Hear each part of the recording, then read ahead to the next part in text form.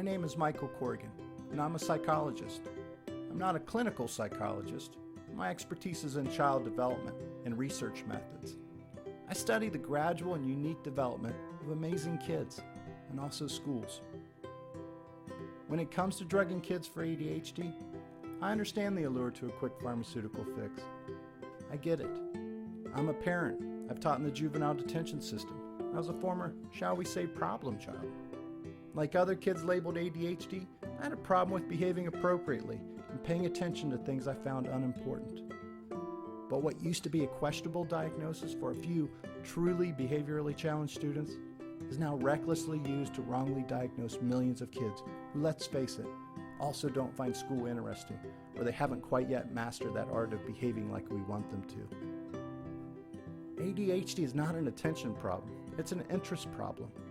The ADHD behaviors we're drugging are not abnormal behaviors. Believe it or not, they are normal child development issues. And at the rate we are going, in 30 years, we'll be drugging more than 54% of our students. Unfortunately, signs of such surreal models of education are already popping up. For example, one morning I was at a small rural elementary school doing research on a federal grant studying character development. I was getting ready to leave when the principal asked me to stay for lunch. Ribs, mashed potatoes, and gravy were on the menu. Well, I love gravy, so I said okay. Finding my place at the back of the longest, slowest line, I stood staring once again at a principal's door. My new friends asked, "Did you get in trouble?" "No," I said. "Did you get held back a grade or like 20? I couldn't help but laugh. But sadly, at least a third of the kids got into my line that day and were required to stop at a window to take ADHD drugs, their study drugs.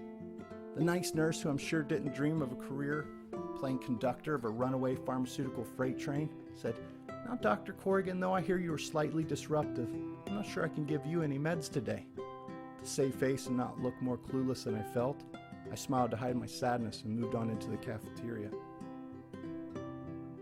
I sat with my new BFFs from the ADHD drug line. I watched them go from kids being kids, kids with character, to mere expressionless robots of themselves, not eating, not talking, and looking skinnier, shorter, and much less happier than the others.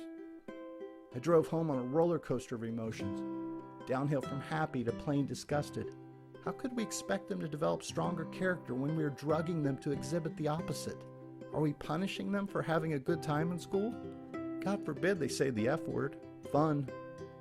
When I got home, out of morbid curiosity, I looked in the controversial Diagnostic and Statistical Manual of Mental Disorders. It's a mouthful, I know.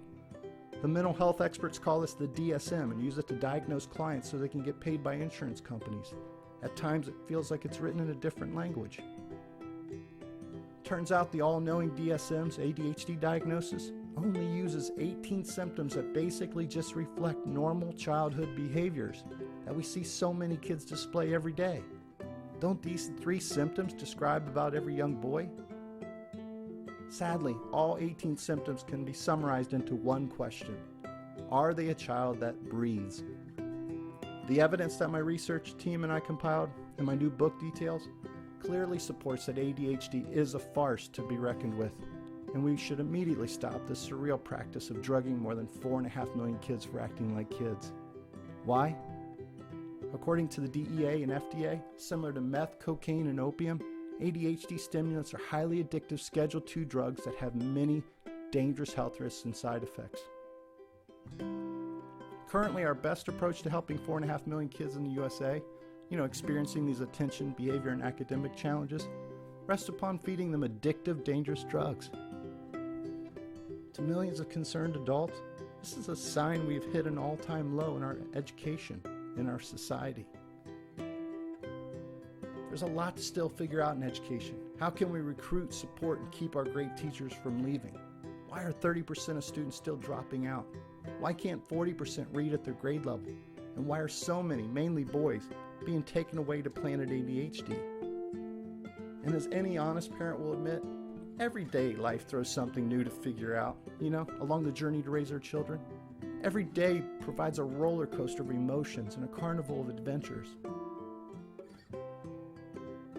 As this online video series documents, ADHD is only a diagnosis of normal childhood behavior. If millions of normal kids, even those highly annoying ones, need to be drugged to just get through a day? Shouldn't we seriously first reconsider how we structure their days? And if we can't think of a better way to help them grow, maybe it's us, the adults, who need to lower our medication. Now trust me, I used to believe that ADHD was a real disorder and something truly plaguing kids. But what I've learned during my research has opened my eyes to the fact that it is nothing of the sort.